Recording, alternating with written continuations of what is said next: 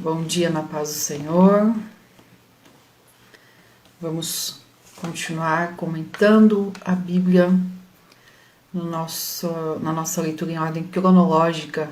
Vamos lá, na leitura de hoje nós vamos para 2 Samuel capítulo 7 e depois 1 Crônicas capítulo 17. São dois capítulos importantes na história de Israel. E são dois capítulos que nós também vamos entender dois pontos muito importantes para a nossa vida prática, para a nossa vida do dia a dia. Eu gosto muito de falar que a vida com Deus ela não é feita de grandes acontecimentos, mas é uma vida diária.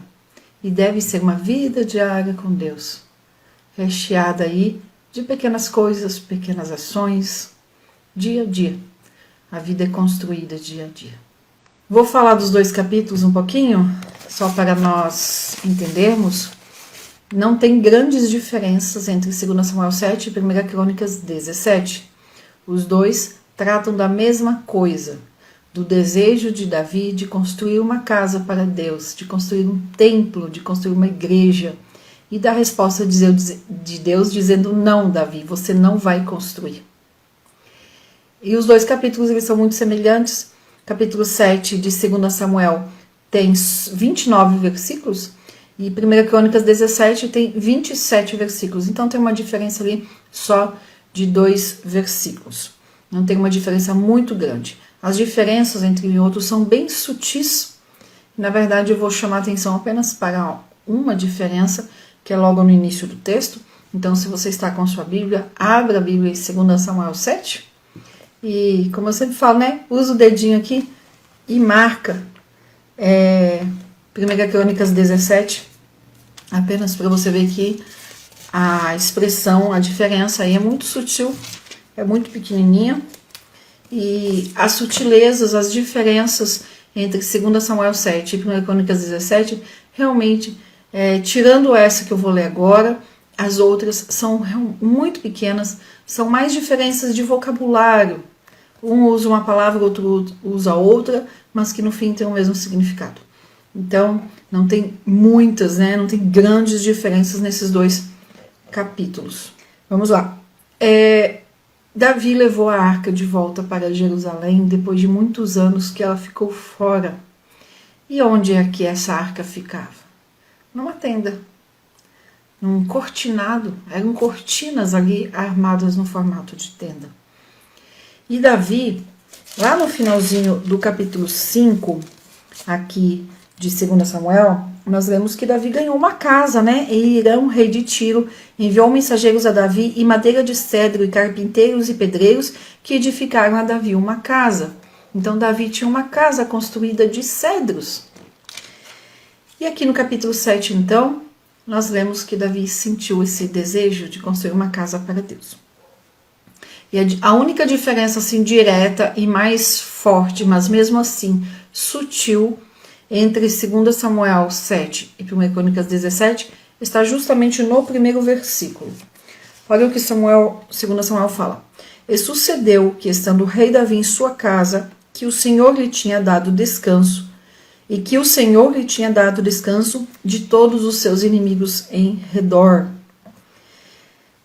E o 17 de Crônicas fala assim: sucedeu, pois, que morando Davi já em sua casa, disse Davi ao profeta Natã.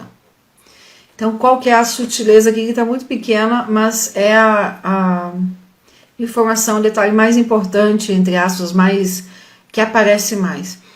Em 2 Samuel 7, fala, e que o Senhor lhe tinha dado descanso de todos os seus inimigos em redor. Então, essa expressão do versículo 1, a segunda parte do versículo 1 aqui de 2 Samuel, não tem em Crônicas. Em Crônicas foi omitido. O que está querendo dizer aqui? Que já tinha passado um tempo. E nesse tempo que tinha passado entre o capítulo 6 e o capítulo 7, Deus tinha dado descanso para Davi. Ou seja, desde que a arca tinha voltado para Jerusalém, até aqui, quando ele sentiu esse desejo de construir a casa de Deus, não tinha tido guerra, não tinha tido luta. Era um tempo de paz que o Senhor tinha dado para Davi descansar. Quanto tempo que se passou? Aí diverge um historiador para o outro, mas a maioria defende aí 1 a 2 anos, no máximo. Desde 2 Samuel 6, quando a arca chegou em Jerusalém, até aqui, em 2 Samuel 7. Agora pensa Davi, né? Que tinha passado aí entre 12 e 15 anos fugindo de Saul, se escondendo em caverna, se escondendo em brecha de rocha, se escondendo de muitas formas. Esse Davi que antes de se esconder de Saul, tinha sido pastor de ovelhas, tinha guardado ali as ovelhas de animais ferozes. Esse Davi que tanto tinha lutado, e mesmo aqui, após ele ser rei de Hebron, 7 anos e meio que ele foi rei somente de Judá e Benjamim, foram 7 anos e meio de lutas. Quando ele se tornou rei aqui, já tinha tido luta de novo com os filisteus. Esse rei, que aqui já era muito rico, muito poderoso, respeitado, não só pelas 12 tribos, mas também pelos povos ao redor. Esse rei estava descansando. Ele não precisava mais fugir, ele não precisava fazer mais nada. Então eu imagino que ele ali na sua casa, nesse descanso, ele olhava para a sua casa feita de cedros, com luxo, casa de um rei, e olhava lá, ou saía para olhar e via lá a tenda com a arca dentro. E aí começou a surgir esse desejo no coração dele, um desejo honesto, um desejo sincero, um desejo de quem serve a Deus com inteireza, com integridade de coração. Ele falou assim, poxa, a arca de Deus, Shekinah, ali embaixo de umas cortinas.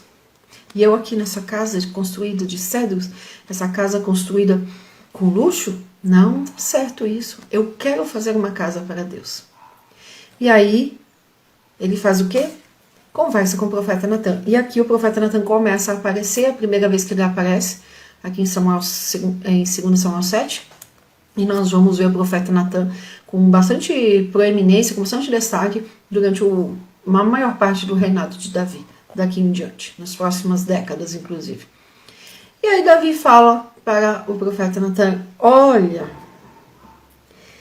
eu moro numa casa de cedros, e a arca de Deus mora dentro de cortinas.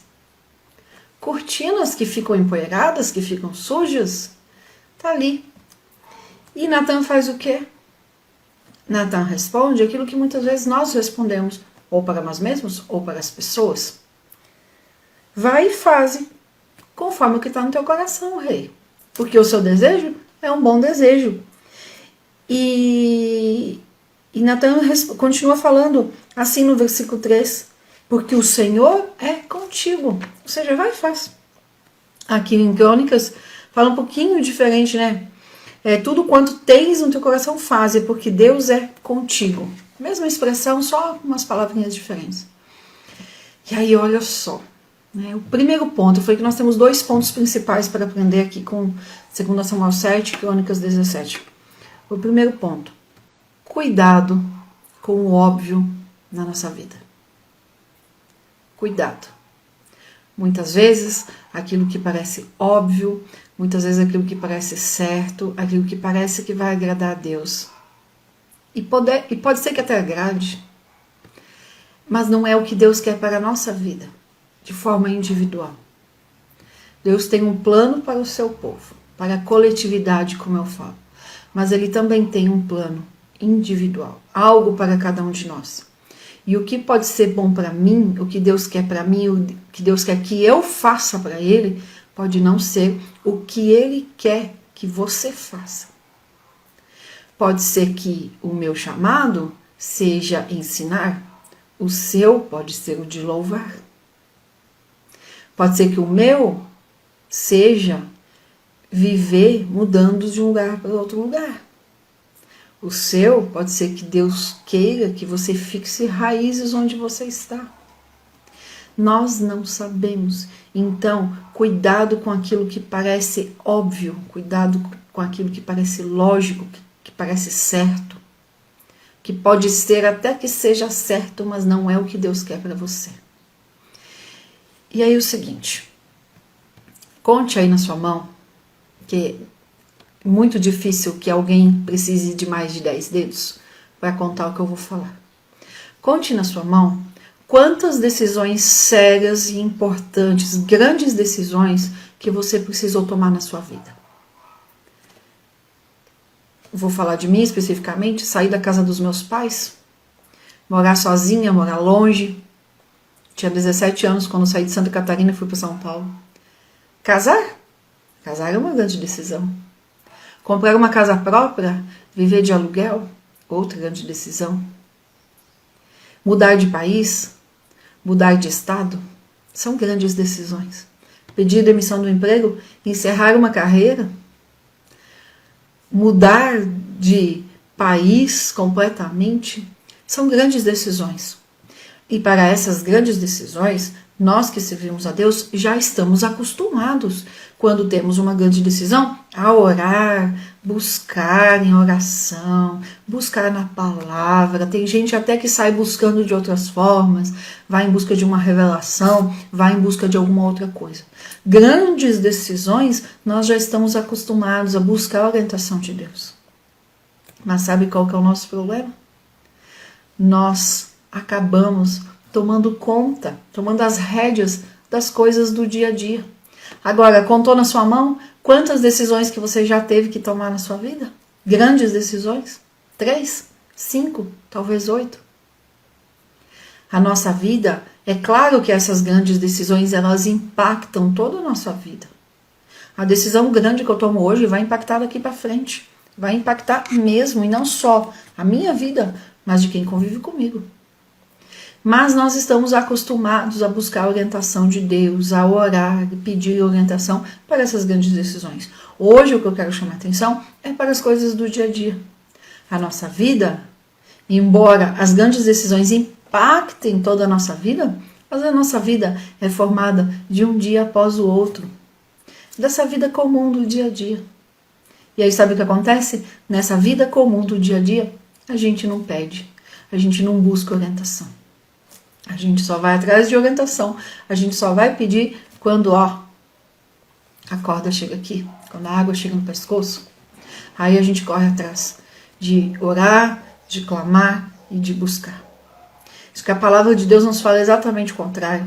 É no dia a dia, é na construção da nossa vida que nós temos que buscar sabedoria, buscar orientação, buscar como fazer.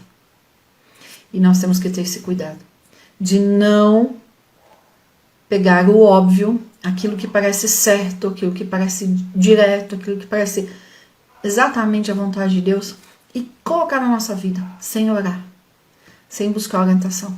Mas infelizmente, pelo menos comigo, não sei com vocês, é exatamente isso que a gente acaba fazendo.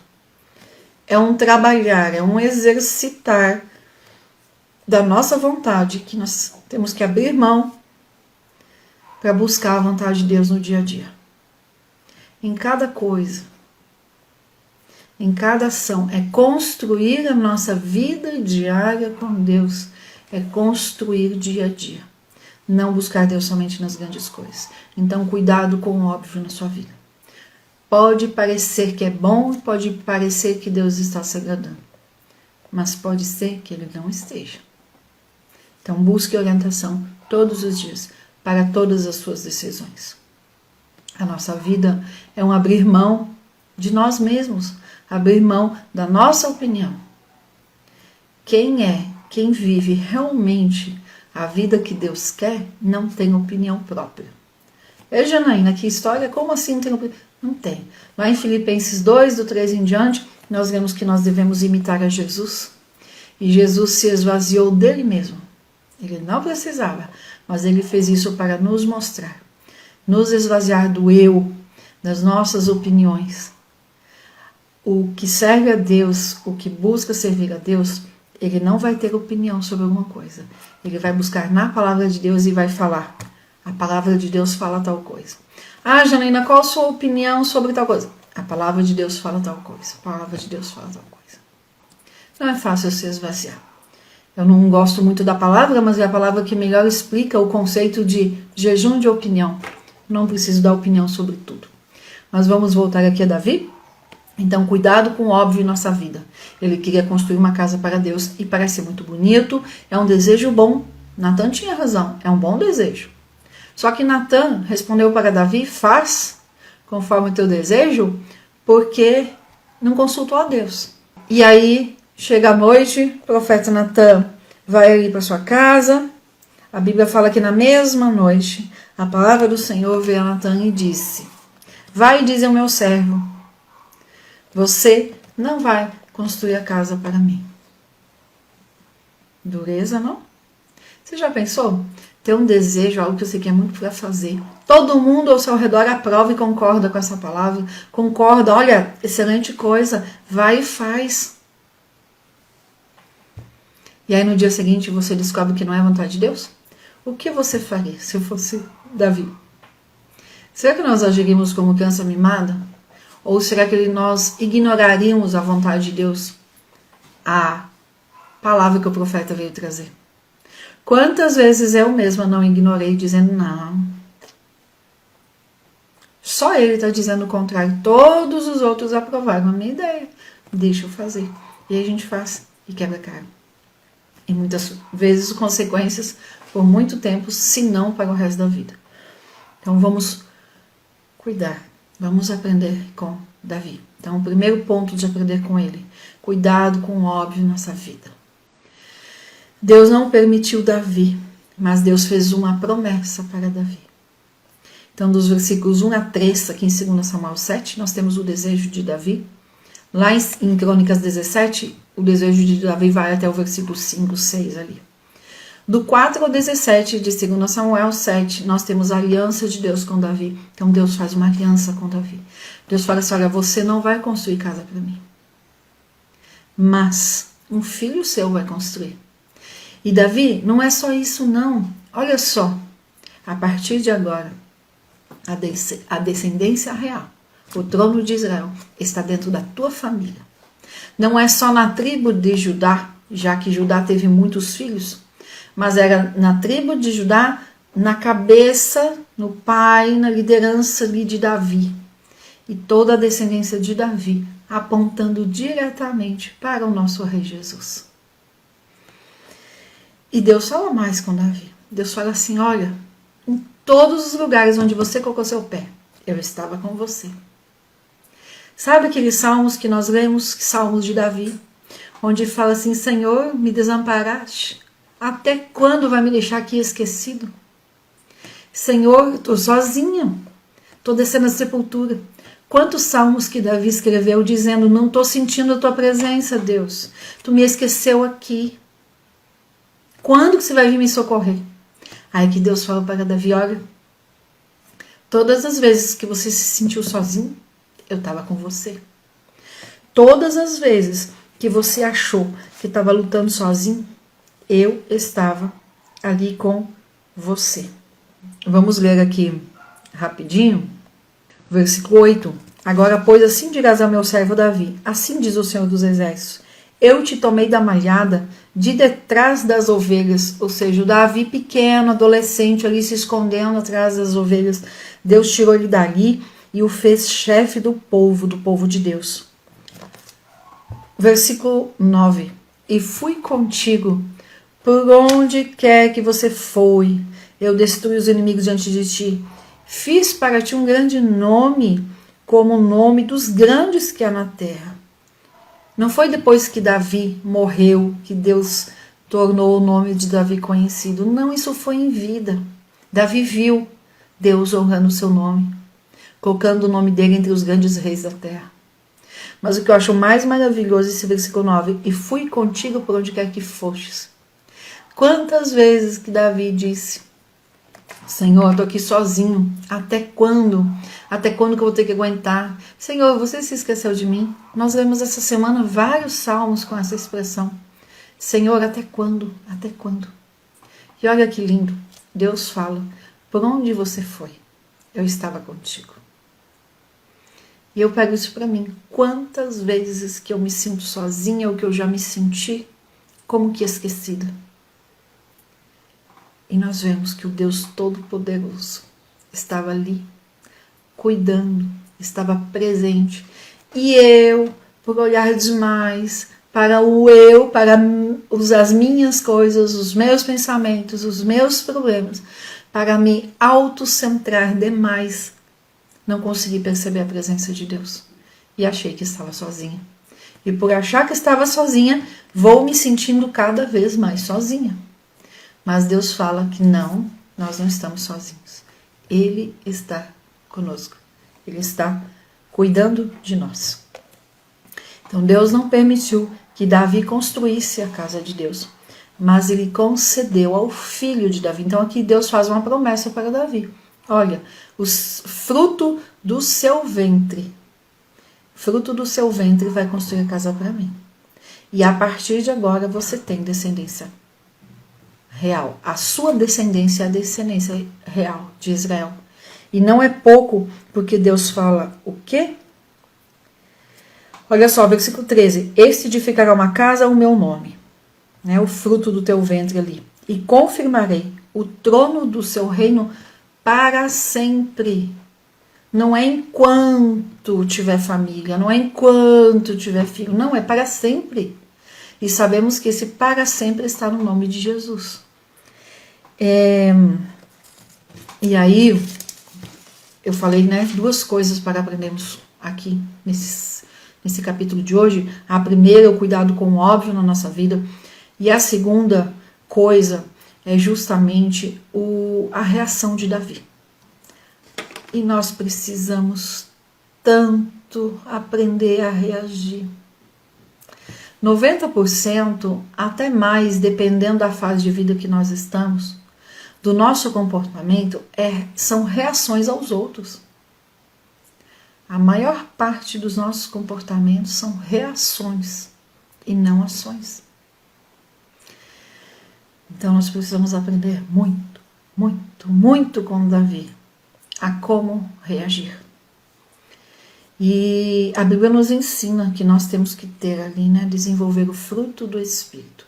Quando nós temos o fruto do Espírito crescendo em nós, nós conseguimos reagir mais parecidos com os filhos de Deus, mais parecidos com Jesus, mais parecidos com Davi. Essa reação precisa ser trabalhada em nós. Ontem eu dei aula, ontem à noite, e numa aula que eu dei, eu falei o seguinte, lá em João 1:12, nós vemos que somos filhos de Deus por adoção, associado com João 3:16, que Deus nos amou de tal maneira, então nós falamos que somos filhos amados do Pai. E Deus nos deu o direito de sermos chamados de filho. É um direito, é um poder, né? Algumas versões falam poder, ali em João 1:12. Esse poder é no sentido de pegar e usar, então é um direito. Só que assim como eu tenho o direito de ser chamada filha de Deus, eu tenho o dever de viver como uma filha de Deus. E Davi nos mostra exatamente como fazer isso. Olha a reação de Davi. E aí vamos trazer para nós. Se eu escuto que tinha algo que eu queria muito fazer, todo mundo na minha casa aprova isso e fala, vai que Deus vai gostar, vai que é de Deus. E aí vem alguém e fala em nome de Deus, falando, não faça. Não é isso que Deus quer para você. Qual é a nossa reação? Será que nós vamos ficar chateados, tristes, rebeldes, com raiva? Qual vai ser a nossa reação? Sabe o que Davi fez? Ele se humilhou. Ele se humilhou. E ali na sua humilhação, ele louvou a Deus e adorou a Deus. Vamos aqui. Então, só antes de ir nessa parte, que daí já é a parte final, em 2 Samuel 7 e 1 Crônicas 17, são textos paralelos. O cronista lá está contando para os judeus o acontecido aqui em 2 Samuel 7. As diferenças estão apenas nas expressões, que significam a mesma coisa, só um vocabulário diferente.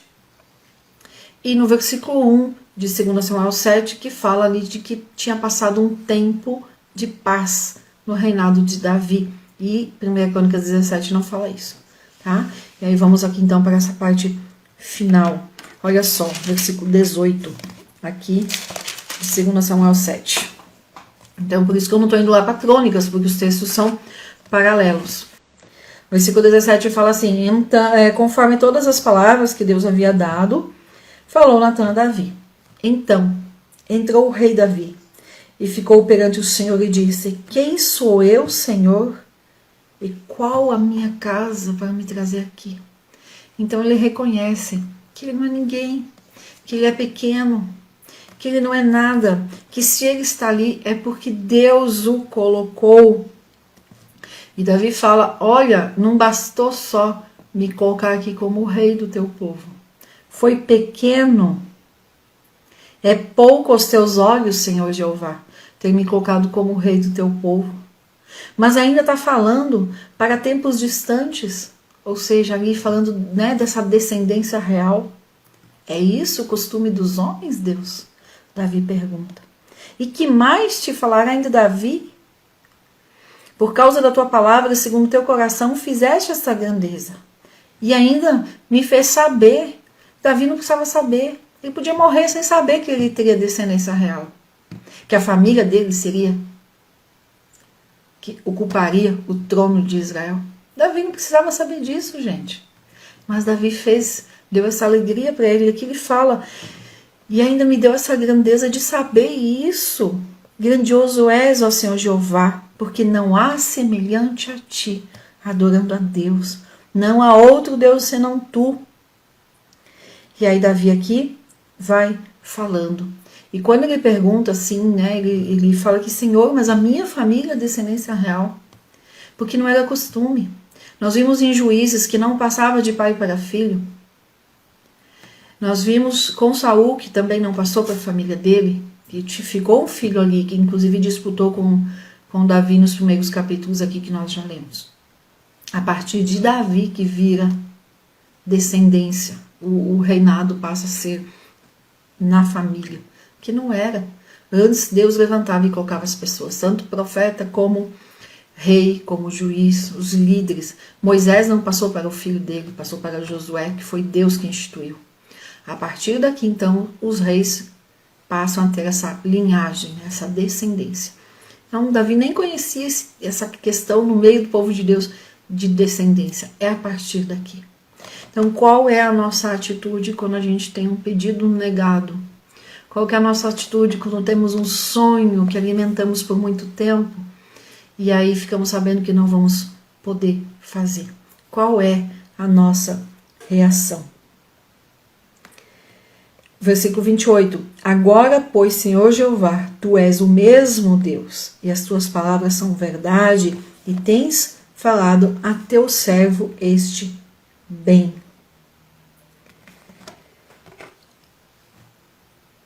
Vou repetir a pergunta, né? Qual é a nossa reação quando algo não acontece do jeito que nós queremos? Então, a primeira coisa é cuidar com o óbvio em nossa vida.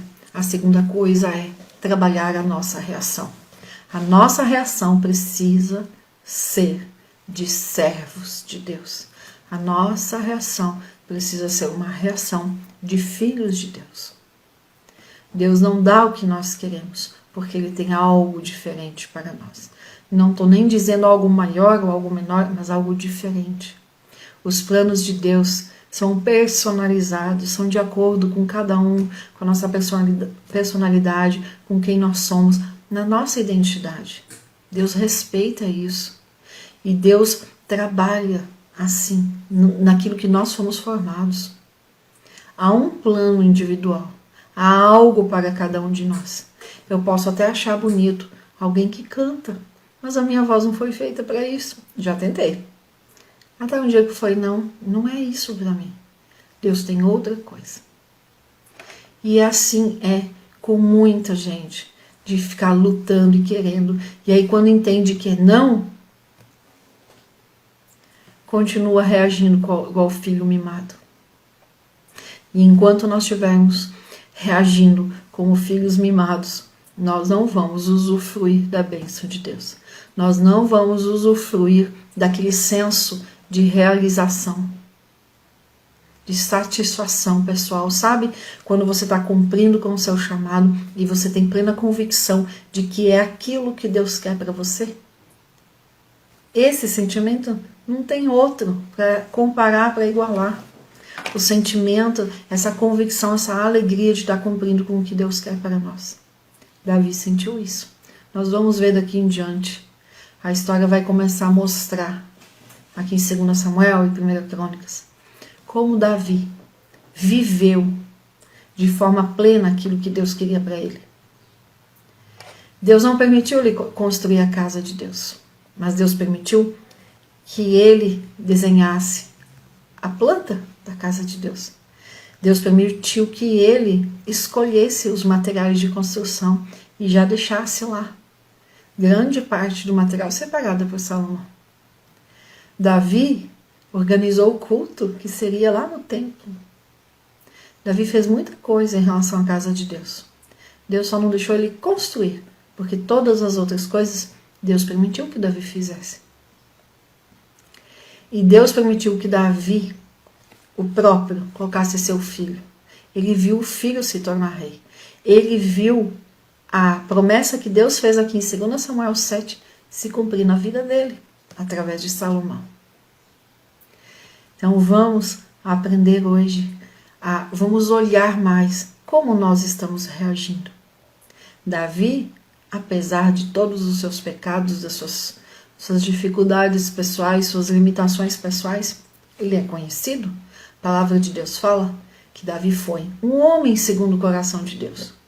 Será que nós podemos dizer, será que se hoje Deus falasse conosco, ou se algo fosse escrito a nosso respeito, seria escrito Janaína, uma mulher segundo o coração de Deus? Ou Janaína, cada dia de um jeito, Janaína, a que reage rápido às coisas que acontecem.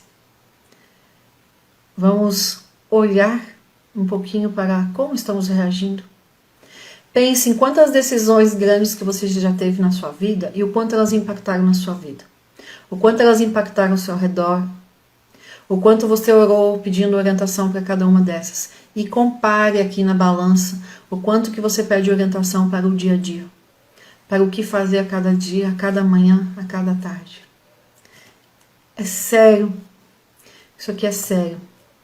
É a palavra de Deus. É o que Deus quer para nós. Que nós possamos viver de forma plena os planos de Deus. Jesus disse que veio para dar vida, e não foi pouca não. Vida com abundância. Então nós temos que transbordar. E nós só vamos conseguir transbordar quando nós abrirmos mão dos nossos eus, dos nossos desejos e deixarmos Deus agir na nossa vida.